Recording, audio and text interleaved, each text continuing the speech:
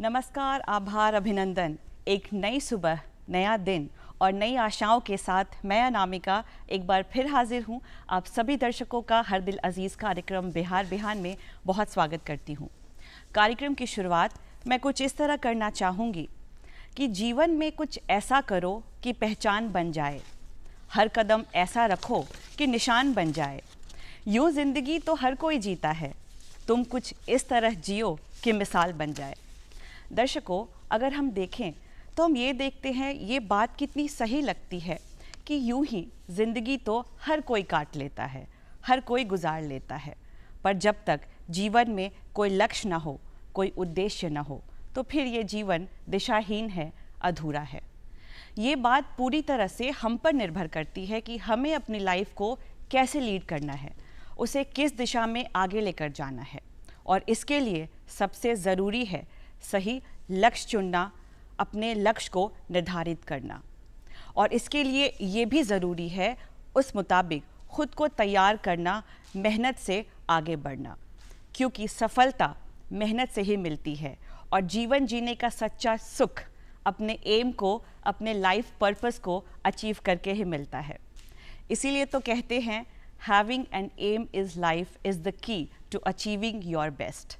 तो आइए इन्हीं विचारों के साथ आज के कार्यक्रम की शुभ शुरुआत करते हैं और आपको लिए चलते हैं हमारे पहले सेगमेंट अनमोल वचन की ओर। महापुरुषों के कथन, उनकी बातें अनमोल होती हैं जो हमें जीवन में अच्छा सोचने और अच्छा करने की सीख देती हैं। तो आइए देखते हैं क्या है आज का अनमोल वचन।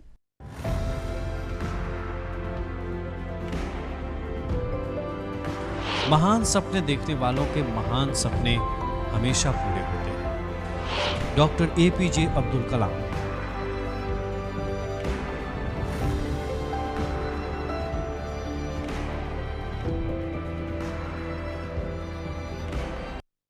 आपको आज के विशेष मेहमान से मिलवाने की।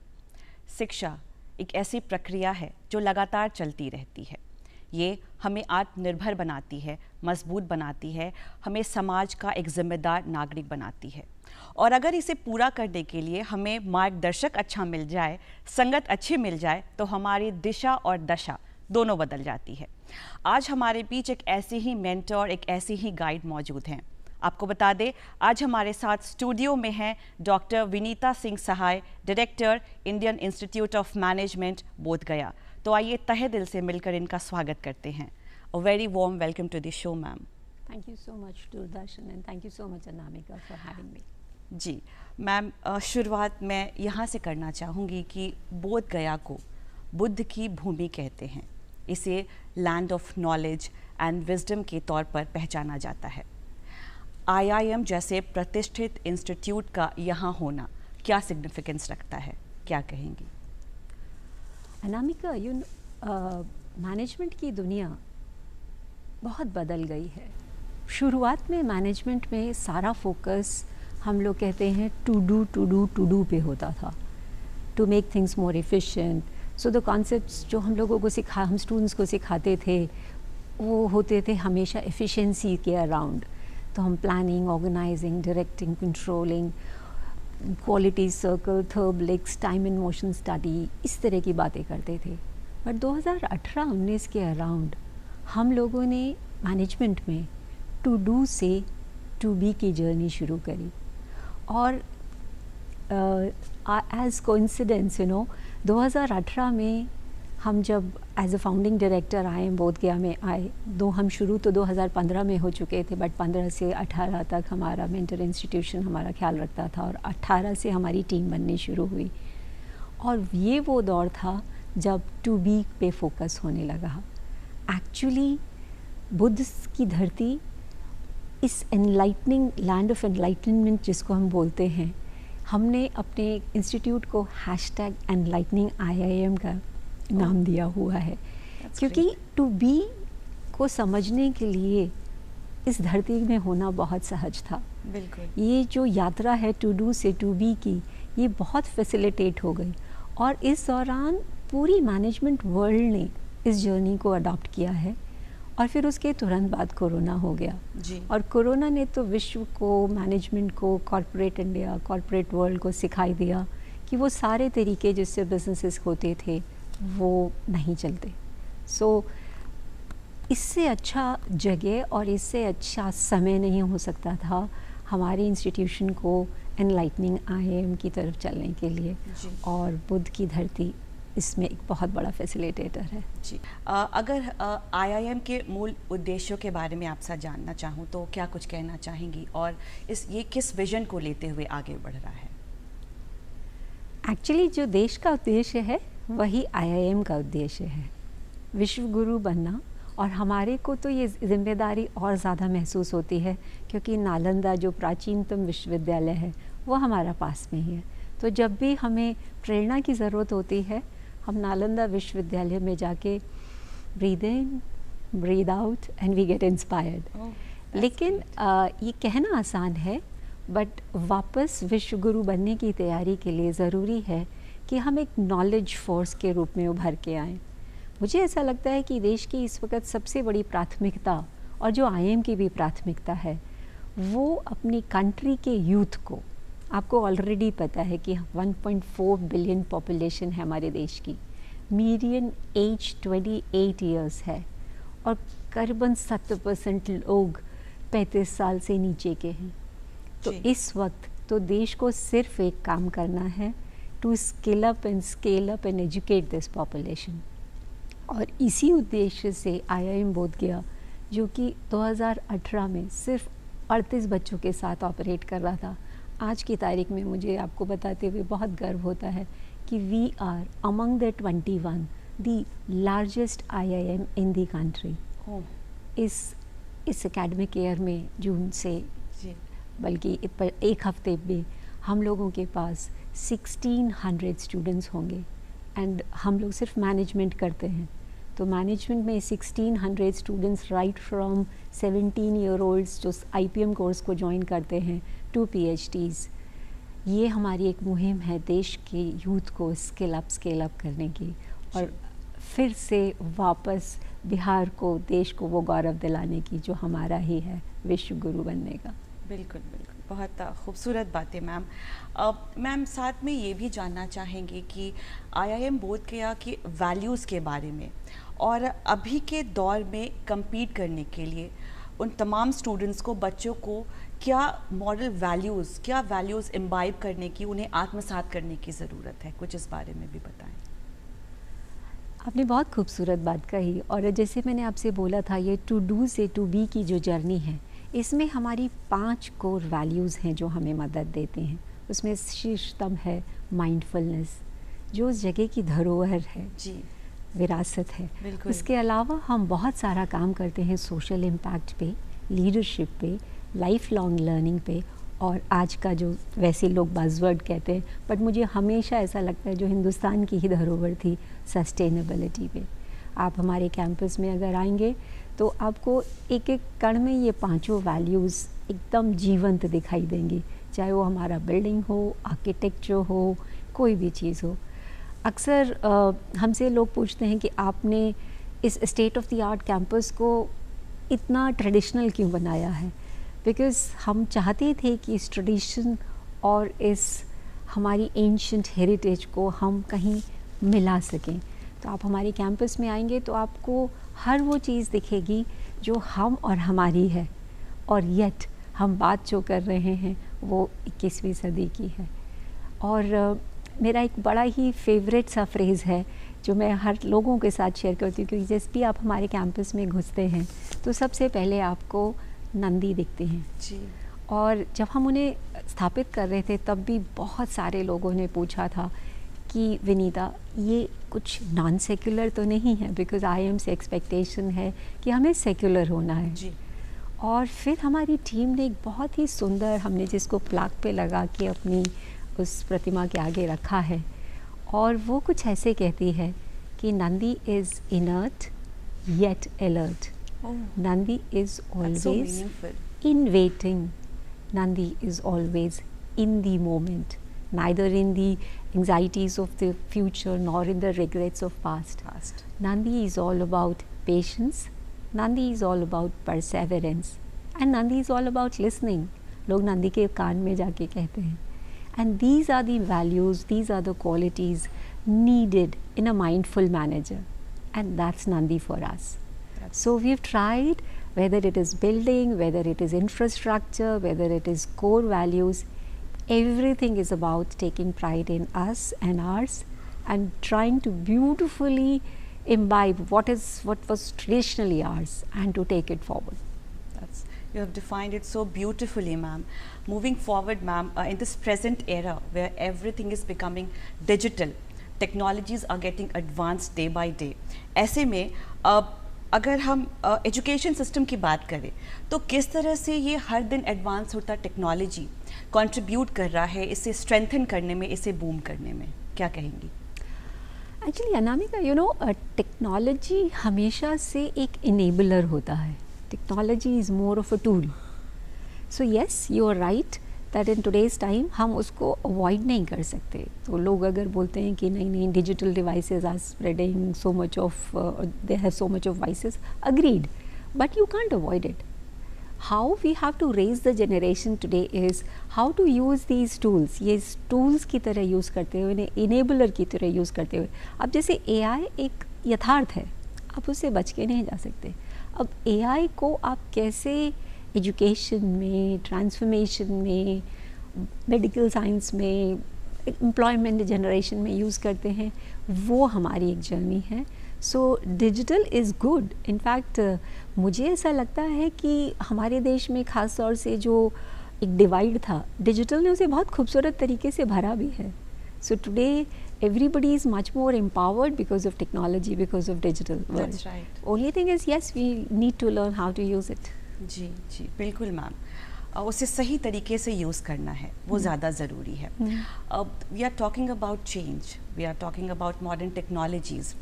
तो ऐसे में अगर हम अभी के समय की बात करें तो हम ये देखते हैं कि कुछ specialised courses like artificial intelligence हो गया, एनालिटिक्स हो गया, तो इन तरफ अभी के बच्चों का जो इंटरेस्ट है, जो इंक्लाइनेशन है, वो आप किस तरफ छात्र छात्राओं का देखती हैं? क्योंकि अगर हम कुछ समय पहले की बात करें तो हम ये देखा करते थे कि फिनेंस की बात करें, मार्केटिंग की बात करें तो उस एरिया में लड़कों का जाना ज़्यादा होता था, और वहीं ह्यूमन रिसोर्सेज की बात करें तो लड़कियों का हम ज़्यादा इंक्लाइनेशन उस तरफ देखते थे.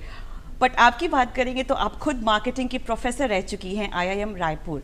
तो ये जो नई स्पेशलाइज्ड कोर्सेज आ रही हैं AI एनालिटिक्स, तो क्या आप बोलना चाहेंगे, किस तरह का इंटरेस्ट आप देखती हैं अभी के समय में? मैं फिर वही अपनी बात दोहराऊंगी कि ये टेक्नोलॉजी एडवांसमेंट ये हर उस फंक्शन को फर्दर इन्हांस करेगी, सिंप्लीफाई करेगी. लाइक आपने मेरे से पूछा मार्केटिंग, सो AI मार्केटिंग को और आसान करेगी, बट मार्केटिंग कहीं जाएगा नहीं. मार्केटिंग एक कोर फंक्शन है, फाइनेंस एक कोर फंक्शन है, ऑपरेशंस एक कोर फंक्शन है, HR एक कोर फंक्शन है किसी भी ऑर्गेनाइजेशन को रन करने का. बट यस, अगर हम बात करें रिक्रूटमेंट की तो AI when employed to recruitment वो मदद करेगा मुझे किसी भी टैलेंट को ज़्यादा एक्यूरेटली हायर करने में, ज़्यादा एफिशिएंटली हायर करने में. तो वो एक इनेबलर की तरह काम करेगा. हाँ, उससे कुछ काम बहुत जल्दी हो जाएंगे, कुछ बहुत फास्ट हो जाएंगे, लेकिन हम कहें कि इंसानों के बगैर काम हो जाएगा, ऐसा नहीं. They are not going to replace human beings and the wisdom of the human being. Yeah so it's just going to, we have to embrace it. This is a change which is going to happen, and this is change which is already here. It is not something out there, it's already here, and we just have to embrace it with open arms and see to it that we use it in the right way. Ma'am, change is necessary with time. अगर IIM जैसे prestigious institute की बात करें तो ये किस तरह से मेजर रोल प्ले करता है उन ट्रेडिशनल वैल्यूज़ को बचाते हुए नए एडेप्टेशंस को शामिल करने में, क्या कहेंगी? नामिका, तुमने बहुत अच्छी बात की. Change is ever present, fine. और हम बात ही कर रहे थे कि अगर आप आसपास चारों तरफ देखें तो दुनिया एक अलग ही लेवल पे है आज की तारीख में. इतना कॉन्फ्लिक्ट, इतना डिसरप्शन.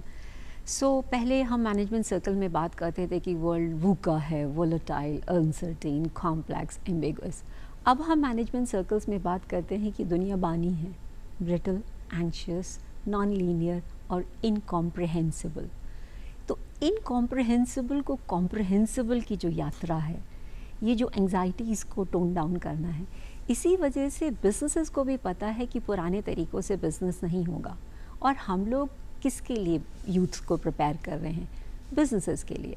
राइट। तो इसी वजह से जो 5 कोर वैल्यूज़ IIM बोधगया की हैं, जिसमें मैंने अभी बोला सबसे ऊपर माइंडफुलनेस है, बट अदर वैल्यूज़ हैं social impact, leadership, life long learning and sustainability. So ये जो हम सब समझ गए हैं कि बिजनेसेस अच्छे चल नहीं सकते जब तक कि वो सोसाइटी की रिस्पॉन्सिबिलिटी ना लें, जब तक कि वो सस्टेनेबल ना हो। तो पहले तो बाकी सारी चीज़ें सिखाते हुए, हम ये नहीं कह रहे कि हम स्टूडेंट्स को एनालिटिक्स नहीं सिखाएंगे, स्टूडेंट्स को आर्टिफिशियल इंटेलिजेंस में अडेप्ट नहीं कराएंगे, बट इन सब के पीछे एक बैकड्रॉप होगा सस्टेनेबिलिटी का, सोशल इम्पैक्ट है, that they have to work for the society. और इसी वजह से जो 5 कोर्सेज़ हमने ऑफ़र किए हैं, और जैसे मैंने आपको बोला 1600 बच्चे हैं, बट हम लोग कुछ भी आसान नहीं करते हैं। Like we don't do anything online part time evening executive. हम IIM बोधगया में जो करते हैं वो है full time, long duration, residential, degree awarding programme. We actually take the responsibility of the students, and while they are there on the campus, we ensure that while they learn all the new age courses like analytics and artificial intelligence, but all rooted in the traditional value of India. जो हमारा इतना गौरवशाली इतिहास है, उसमें से जो बहुत ही कीमती ज्वेल्स हैं, उनसे भी सुशोभित करना है अपने स्टूडेंट्स को, ताकि वो इस बानी दुनिया को बहुत अच्छे से फेस कर सकें। बिल्कुल, और उसे बहुत अच्छा बना भी सके। बिल्कुल, बहुत सुंदर बात कही मैम आपने। मैम, आपसे ये भी जानना चाहेंगे कि IIM बोधगया रिसर्च वर्क को किस तरह से लेके आगे बढ़ रहा है, किस तरह के रिसर्च वर्क एकेडमिक्स के साथ साथ किए जा रहे हैं, कुछ इस बारे में भी बताएं। कैंपस पे जितना इम्पोर्टेंट टीचिंग है उतना ही इम्पोर्टेंट है रिसर्च। अगर हम बीइंग कम्पिटिटिव की बात करें तो आई थिंक हम भारत के इकलौते इंस्टीट्यूशन हैं जो पिछले 3 साल से NIRF जो कि हमारी रैंकिंग होती है उसमें हर साल 20 पादान ऊपर जा रहा है। हम 73 पे थे, फिर हम 53 पे हैं, अब 33 पे हैं। और इसमें बहुत बड़ा कंट्रीब्यूशन हमारी फैकल्टी और हमारे कॉलीग्स की रिसर्च का है। हमारे यहाँ 2% जो रिसर्चर्स होते हैं वो बहुत 2-3 हैं, और फैकल्टी अनवरत लगी ही रहती है अच्छा रिसर्च करने में। और हमारी कोशिश ये रहती है कि इस रिसर्च को हम जितना ज़्यादा प्रैक्टिकल बना सकें ताकि देश उसे इस्तेमाल कर सके। हमारे कोर एरियाज़ हेल्थ केयर हैं, basically wellness is something which is very close to us, whether it is mental wellness or is it physical wellness. So besides Samatvam, which is our center for mindfulness, हमारा health care पे भी बहुत emphasis है। हमारा एक full time MBA course है health care पे, जिसमें हम काफ़ी रिसर्च बेस्ड बनाने की कोशिश कर रहे हैं। इंडिया के सारे हेल्थ केयर इंस्टीट्यूशंस के साथ कोलैबोरेट कर रहे हैं, उनकी फैकल्टी और उनके साथ हमारी फैकल्टी मिलके साथ में रिसर्च कर रही है। अभी हम यूनिवर्सिटी ऑफ गॉथनबर्ग हमारी टीम गई थी, वहाँ के हेल्थ केयर सिस्टम को पढ़ के आई, फिर वहाँ की टीम बिहार आई, उन्होंने हेल्थ केयर सिस्टम पढ़ा। तो health care is something which we are very very passionate about. और अदरवाइज़ यंग टीम फैकल्टी की है, सब PhD best of the IIT IIM से हैं, और वो सब जुटे हुए हैं देश के लिए ऐसी रिसर्च करने के लिए जो कि यूज़फुल हो, प्रैक्टिकल हो। जी बिल्कुल। मैम, कुछ बातें IIM बोधगया की प्लेसमेंट के बारे में भी जानना चाहेंगे, जॉब प्लेसमेंट के बारे में क्या बताना चाहेंगे? मैं हमेशा कहती हूँ कि अभी मैंने आपको बोला कि हम लोग full time long duration residential करते हैं, बिकॉज़ हम इस बात को इसलिए भी कहते हैं क्योंकि हम एग्जीक्यूटिव प्रोग्राम्स नहीं करते, क्योंकि एग्जीक्यूटिव्स नहीं हैं। अभी बिहार में इंडस्ट्री, कॉर्पोरेट बिजनेस का आना अभी शुरुआत हुई है, तो इस वजह से हम ये जो फुल टाइम कोर्सेज करते हैं इसमें हम पूरे देश के बच्चों को बुलाते हैं। अगर आपको मैं बताऊं कि लास्ट ईयर के 300 के बैच में हमारे पास 293 शहरों के बच्चे थे, 293 cities, which is literally the microcosm of India. पूरा देश बैठा है, अरुणाचल प्रदेश से टूटीकॉरिन तक। और इन बच्चों को हम तैयार करते हैं न्यू एज डिसिप्लिन्स में। तो हमारे रिक्रूटर्स पैन इंडिया हैं। हमारे को बड़ा गौरव है कि हम right from day one which is 2015 से हम 100% प्लेसमेंट्स ट्राई कर रहे हैं। अच्छा है कि बहुत सारी कंपनीज़ ने ऑनलाइन अडेप्टेशन कर लिया even in the terms of recruitment. So geography जो कि पहले एक बहुत बड़ा लिमिटेशन होती थी, अब वो लिमिटेशन नहीं है। इनफैक्ट कोरोना ने तो हमें बहुत सारी ऐसी इंडस्ट्रीज़ में एंट्री दे दी जिसमें अदरवाइज़ हमें सालों लगते, बिकॉज़ कोरोना में सब कुछ ऑनलाइन हो गया। तो हमारे जैसे नए बिजनेस स्कूल्स को भी ऑनलाइन के चलते मौका मिला। इसके चलते हमारे बच्चे almost best of the banks, best of the industries में प्लेस हैं।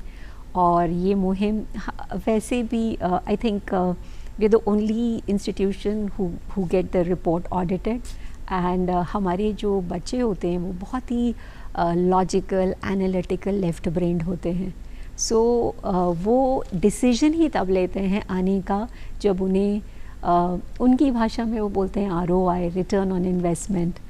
और एक बड़ा ही उनका थंब रूल है कि whatever that they pay as fees, they want the return of that within a year.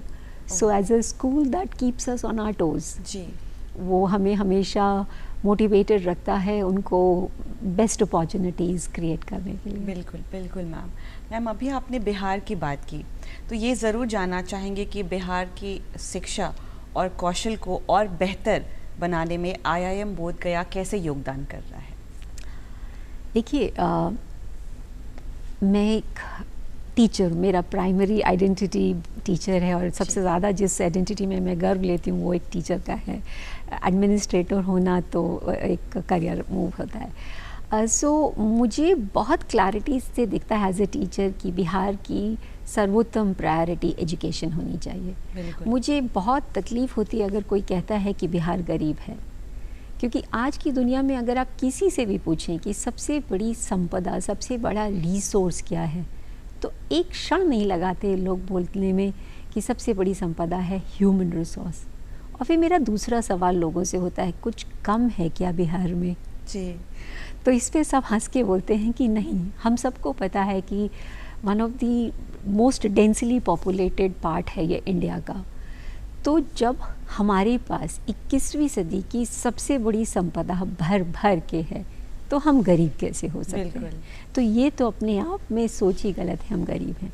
हाँ, हमें इस संपदा को इंश्योर करना है कि हम, जैसे हम टिपिकली मैनेजमेंट भाषा में बोलते हैं कि वैल्यू चेन के लोएस्ट लेवल पे एक्सपोर्ट ना करें। हम कोशिश करें कि जो हम अपना ह्यूमन रिसोर्स बाहर भेज रहे हैं उसको हम वैल्यू ऐड करके भेजें, और उसका एक ही तरीका है एजुकेशन। और सबसे खूबसूरत बात यह है कि दो चीज़ें बहुत फेवर में जाती हैं। पहला, समाज, पेरेंट्स, सब लोग बच्चों को पढ़ाना चाहते हैं, और दूसरा, यहाँ के बच्चे बहुत मेधावी हैं। आपको मैं बोलूँ कि वन ऑफ द रीज़न हमारी सक्सेस का यही है कि हमारे पास Tier 2 हंग्री इंडियन होता है, जिसको रिक्रूटर्स बहुत पसंद करते हैं। तो ये Tier 2 हंग्री इंडियंस को सिर्फ हमें तैयार करना है उनके लिए। बिल्कुल ma'am. For those who come from rural background, उनके लिए IIM बोधगया क्या विशेष सहायता और किस तरह का मार्गदर्शन उन्हें देती है? हम सबको पता है कि इंडिया भारत में बसता है, गांव में बसता है। आज भी हमारी बहुत बड़ी पॉपुलेशन गांव में है और वहाँ बहुत सारा टैलेंट है। IIM वैसे तो टर्शरी एजुकेशन या हायर एजुकेशन में ऑपरेट करता है, और हमारी one of the core values social impact है। तो हम बहुत पुरजोर कोशिश कर रहे हैं भारत के उस टैलेंट को जो रूरल इंडिया में है वो निकल के आके हमारे पास आ सके। इसके लिए हमारा जो IPM का प्रोग्राम है, जो कि BBA MBA 5 years integrated course है, बहुत बड़ा रिस्क लिया है हमने कि उसमें हमने इंटरव्यू हटा दिया। इंटरव्यू के चलते बॉम्बे, दिल्ली, कलकत्ता, मेट्रोपॉलिटन के बच्चे जो याप याप इंग्लिश बोलते हैं या जिनके माँ बाप उनकी अच्छी प्रोफाइल क्रिएट कर सकते हैं, उनका सिलेक्शन होना लाजमी था। इंटरव्यू के हटाते ही भारत का वो बच्चा जो कि मेरिटोरियस है, जो कि रॉ मटेरियल बहुत हाई क्लास है जी। उसके लिए मौका मिल जाता है।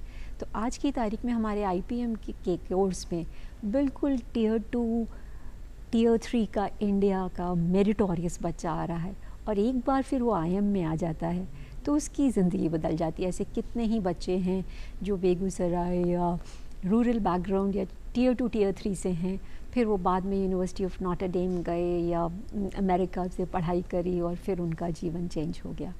उसके अलावा आई थिंक हम इकलौते IIM हैं जो CM उद्यमी जैसी योजनाएं जिसमें कि लिटरली रूरल बिहार या टियर 2 या वो सेक्शन ऑफ बिहार जिसको शायद कभी IIM नहीं पढ़ाते, हमने पिछले साल 6000 CM उद्यमी प्रत्याशियों को पढ़ाया है। क्या बात है। और हमें ऐसा लगता है कि अमेरिका नौकरी से नहीं बनाता और बिहार उज्जवल बनेगा माइक्रो एंटरप्राइजेस से।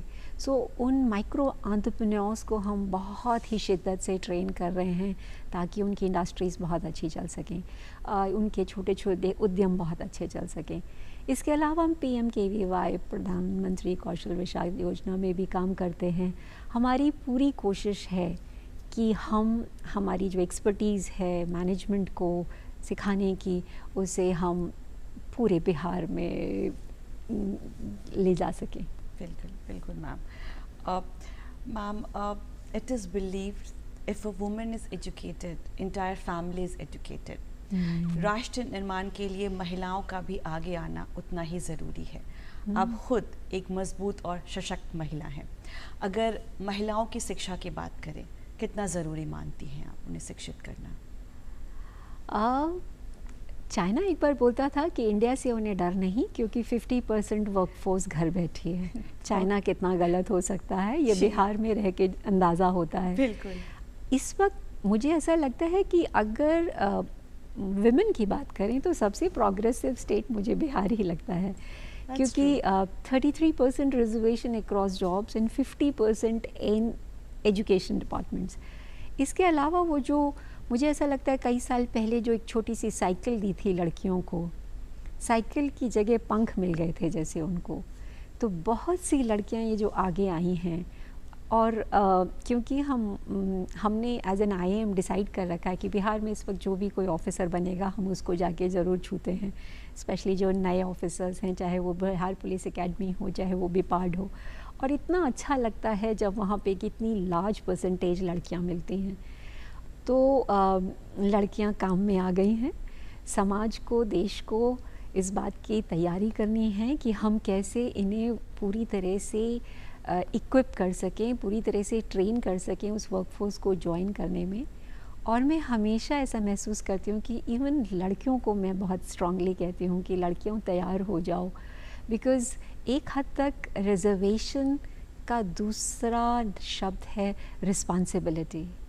तो लड़कियों के ऊपर भी बहुत बड़ी जिम्मेदारी है कि जो उनको एक मौका समाज ने, सरकार ने दिया है, उसको वो हर तरह से उस पर खरा उतर पाएँ और इतना अच्छा परफॉर्म कर पाएँ कि हर एक को गर्व हो कि हाँ, देश की बेटियां, देश की लड़कियां आगे बढ़ के संभाल रही हैं। ऐसा ऑलरेडी हो रहा है और मुझे ऐसी उम्मीद है कि ऐसा और आगे बहुत अच्छा होगा। बिल्कुल, ऐसा और आगे बहुत अच्छा ज़रूर होगा ma'am. Ma'am, you have been associated with IIM Bodh गया सिंस 2018। ऐसे में आपके वर्क एक्सपीरियंस के बारे में भी हम ज़रूर कुछ जानना चाहेंगे और आगे क्या और सोच कि आप क्या चल रही हैं और आगे किस तरह की और IIM में चीज़ें शामिल करनी है और क्या फ्यूचर प्लानिंग्स है इसको लेकर? हाँ नामिका, 2018 में I came as a founding director और अभी हाल फिलहाल में मुझे अपना सेकेंड टेन्योर मिला है, जो कि आमतौर पे सरकार अगर आप कुछ योगदान दे सकें तभी करती हैं। तो इस जर्नी में हम, जैसे मैंने बोला, हम स्क्रैच से शुरू हुए थे, 2 कमरे से लेकर के आज की तारीख में 1600 students with state of the art absolutely modern campus. ये एक बहुत ही लर्निंग जर्नी थी हमारे लिए और हमारी पूरी टीम के लिए। मुझे ऐसा लगता है कि ये जो हम फास्टेस्ट ग्रोइंग कैंपस हैं, इसमें बहुत बड़ा योगदान मेरी यंग टीम का है। मेरी टीम बहुत छोटी और बहुत यंग है, दो हम हर महीने कोशिश कर रहे हैं कि इस टीम को इन्हांस कर सकें, लेकिन सब ने बहुत मेहनत की है इस कैंपस को बनाने में। यात्रा बहुत संघर्षशील थी और मैं हमेशा हंसी मजाक में कहती हूँ, मैं बिहार की बहू हूँ और ससुराल की बुराई नहीं करते, तो इसीलिए उन संघर्षों की बात करना ज़रूरी नहीं है। जो इम्पोर्टेंट है वो है कि फाइनली आज की तारीख में जैसे मेरे बहुत सारे नाम हैं, कोई मुझे रानी झांसी कहता है, कोई चंडी या काली का अवतार कहता है, क्योंकि हमारे टीम में एक इम्पेशेंस थी, हमारी टीम में एक जुनून था कुछ कर गुजरने का। मुझे आज भी याद है, अक्सर लोग मुझे देख के बोलते थे मैडम आप बहुत हड़बड़ होती हैं तो मैं हमेशा पूछती थी क्यों हड़बड़ा, आप ऐसा क्यों कह रहे हैं? तो बोलते यहाँ पे देखिए, मैं नाम नहीं लूँगी कि वो इंस्टीट्यूशन 14 साल में बना, वो इंस्टीट्यूशन 12 साल में बना, आपको बहुत जल्दी है। तो हाँ, हमने 3.5 साल में कैंपस बना लिया, जिसमें 2 साल कोरोना भी इंक्लूडेड थे। हाँ, हमें उस भूमि अधिग्रहण में बहुत लंबा समय लगा, और क्योंकि जिस लैंड पे हम बन रहे थे उसमें ऑलरेडी कुछ पुरानी बिल्डिंग्स थी, कुछ पुराने हॉस्टल्स थे, उनको खाली कराना एक पूरी यात्रा थी वो अपने आप में। बट क्योंकि टीम में एक जुनून था कि हमें बनाना है और हमें, because all said and done, मैं हमेशा बोलती हूँ कि आज की सदी में अगर इंडिया ने कोई 2-3 ब्रांड्स बनाए हैं तो वो हैं योगा, IIT और IIM। और इसका एक मूल कारण है work ethics, strive for excellence. So वो वर्क एथिक एंड वो स्ट्राइविंग फॉर एक्सेलेंस समहाउ हमारी टीम के हर मेंबर में है, और हम सब एकदम एकजुट होकर हमने ठान लिया था कि बनाना है। और हमें बेंचमार्क इंस्टीट्यूशंस भी IITs एंड IIMs ही दिखते थे, मापदंड भी हमें वहीं के दिखते थे। तो मैं हमेशा लोगों से पूछ लेती थी कि परमिशन दे दीजिए कि हम कुछ और हो जाएं या आप हमारे साथ सहयोग करेंगे, हमारे स्टैंडर्ड्स में आएंगे। And I am very grateful that the entire ecosystem helped अस। बिल्कुल मैम। मैम, जाते जाते ज़रूर जानना चाहेंगे, वो बच्चे, वो एस्पिरेंट्स जो इस फील्ड में आगे बढ़ना चाहते हैं, उन्हें क्या कहना चाहेंगे? आप बहुत ही डिफरेंट वर्ल्ड में बड़े हो रहे हैं, और मैं हमेशा कहती हूँ कि अगर ह्यूमैनिटी में कोई एक इन्वेंशन है जिसने सबसे फास्टेस्ट पेनिट्रेट किया है तो वो ये है। और मेरे ख्याल से 10 साल में ये गरीब से गरीब तबके के हाथ में आ गया, बट ये सबसे बड़ा चैलेंज भी है यूथ के लिए। इसीलिए जब हम बोलते हैं कि वर्ल्ड बहुत ही ब्रिटल है, एंशियस है, बहुत ही कॉम्प्लेक्स है, तो आपको इन कॉम्प्लेक्सिटीज़ के लिए अपने आप को तैयार करना है। और वेलनेस बहुत इम्पॉर्टेंट है, वो फिज़िकल फिटनेस हो या मेंटल फिटनेस हो। इस दुनिया में जब चारों तरफ काफ़ी कोलाहल है, आपको स्थिर होना है। आपको आत्मस्थिरता के लिए बहुत ज़रूरी है कि आप ना सिर्फ अपने शरीर का ध्यान दें, और इसीलिए जो ये चारों तरफ एक मैसेज है कि योग करिए, मेडिटेशन कीजिए, ये आपको वो मेंटल स्ट्रेंथ देगा जो आपको इन कॉम्प्लेक्स सिचुएशंस में डील करने में मदद देगा। जो अटेंशन स्पैन की प्रॉब्लम्स हैं, प्रोक्रेस्टिनेशन की प्रॉब्लम्स हैं, वो आपको जो फॉर्मल सिस्टम में कहीं नहीं सिखाया जाता, वो आपको इन सब चीज़ों में मदद देगा। और excellence is the way of life. You have to strive, there are no shortcuts, there is only hard work which is going to take you there, and with complete fitness go and take charge of your life. बिल्कुल ma'am, there are no shortcuts, only hard work is there. आप कार्यक्रम में आए, आपने इतना कीमती वक्त हमें दिया, इतनी सारी बातें आपने हमसे साझा की, इसके लिए आपका बहुत बहुत धन्यवाद। Thank you so much Anamika, thank you so much Doordarshan for allowing me to speak my mind। जी, थैंक यू। तो दर्शकों, पूरी उम्मीद है आज का ये कार्यक्रम आपको ज़रूर पसंद आया होगा। इसके लिए आप हमें ख़त ज़रूर लिखें। इसके लिए हमारा पता नोट करें। हमारा पता है निदेशक DD बिहार, दूरदर्शन केंद्र पटना, फ्रेजर रोड पटना 8000001। आप हमें ईमेल भी कर सकते हैं। हमारा ईमेल आईडी है directorddkpatna@gmail.com। इसी के साथ घड़ी की सुई ने इशारा कर दिया है कार्यक्रम की समाप्ति का। मुझे इजाज़त दीजिए, कल फिर आपसे मुलाकात होगी एक नए विषय के साथ, एक नए मेहमान के साथ। तब तक अपना ख्याल रखिए, अपनों का ख्याल रखिए। Thank you for joining. Have a great day ahead. नमस्कार।